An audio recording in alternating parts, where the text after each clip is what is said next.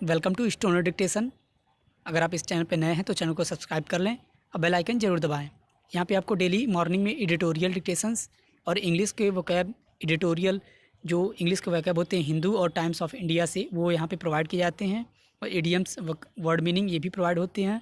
और जीके की भी वीडियोज़ आने वाले हैं। और ये रामधारी गुप्ता खंड 1 की जो सीरीज़ है 1 से 100 अभ्यास की, मैं शुरू करने जा रहा हूँ। तो जो बिगनर हैं, जिनकी स्पीड अभी 75-80 के अराउंड में है, वो इसको ज़रूर लिखें। और जो एसएससी स्टेनोग्राफर की तैयारी कर रहे हैं वो इसको ज़रूर से ज़रूर लिखें, क्योंकि उसमें ऐसे ही मैटर आते हैं और एसएससी के लिए ये मस्ट है। तो चलिए इस सीरीज़ को शुरू करते हैं आज से। और मैं डेली इसकी वीडियोस इस किताब से खंड 1 और खंड 2 भी शुरू होने वाला है, तो इससे डेली मैं 1 से 2 वीडियो डालने वाला हूँ। तो चलिए शुरू करते हैं इस सीरीज़ को। डिक्टेशन 5 सेकंड बाद शुरू करते हैं। Ready, start. सभापति महोदय, मैं रक्षा मंत्रालय की मांगों का समर्थन करने के लिए खड़ा हुआ हूँ। वर्तमान घटनाओं से पता चलता है कि संसार का हर देश अपनी सुरक्षा के बारे में चिंतित है और उसके लिए हर प्रयत्न कर रहा है। इस दृष्टि से अन्य देशों की तरह हमारे देश में भी रक्षा मंत्रालय का महत्व है। मुझे इस बात की खुशी है कि जहां अन्य मंत्रालयों की उनके पिछले साल के कामों के बारे में काफ़ी आलोचना हुई है, वहाँ इस मंत्रालय की कम आलोचना हुई है। इससे पता चलता है कि इस मंत्रालय ने पिछले साल अच्छा काम किया है। मोटे तौर पर किसी भी देश की सुरक्षा नीति का लक्ष्य यह होता है कि दूसरे देशों, खास तौर से पड़ोसी देशों के साथ मित्रता के संबंध स्थापित हों और हम एक दूसरे के मामलों में हस्तक्षेप न करें।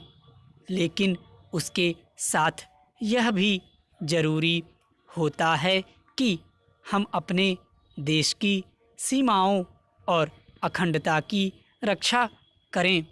इसलिए हमारे देश का यह कर्तव्य हो जाता है कि हम अपने पड़ोसियों के कार्यों पर पूरी नज़र रखें, क्योंकि आज तक हमारे देश पर जो संकट आए वे हमारे पड़ोसियों से आए हैं। 1965 में पाकिस्तान के साथ जो लड़ाई हुई और उसके बाद ताशकंद में जो समझौता हुआ, वह सिर्फ कागज़ पर ही रहा। पाकिस्तान ने उस पर कोई अमल नहीं किया।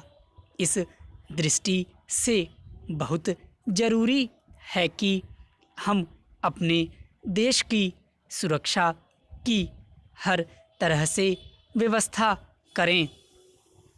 हमारा उद्देश्य दूसरों पर आक्रमण करना नहीं है, लेकिन यदि हम पर कोई आक्रमण करे तो हम में इतनी शक्ति अवश्य होनी चाहिए कि हम उसका डटकर सामना कर सकें। आप जानते हैं कि पिछले दिनों पाकिस्तान को अमेरिका और चीन से काफ़ी मदद मिली है।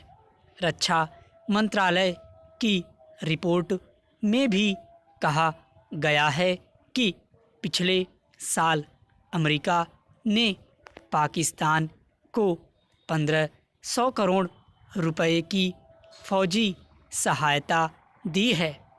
आज जहां हम फौजी सामान के लिए अपने कारखानों की मदद से अपनी शक्ति बढ़ाने का प्रयत्न कर रहे हैं, वहाँ पाकिस्तान संसार के देशों से फौजी सामान खरीद रहा है। अपनी नीति के कारण वह सब देशों से लाभ उठा रहा है। मेरा सुझाव है कि हमको भी अपनी शक्ति बढ़ाने के लिए संसार के अन्य देशों से अधिक फौजी सामान खरीदना चाहिए। आज तिब्बत की सीमा पर चीन की 1.5 लाख फौज खड़ी है। स्टॉप। अगर डिक्टेशन अच्छा लगा हो तो वीडियो को लाइक करें और चैनल को सब्सक्राइब जरूर कर लें। फ्रेंड्स, ये सीरीज़ मैं कंटिन्यू रखूँगा और जो भी इसकी तैयारी कर रहे हैं एसएससी स्टेनोग्राफर की, उसको फॉलो करें।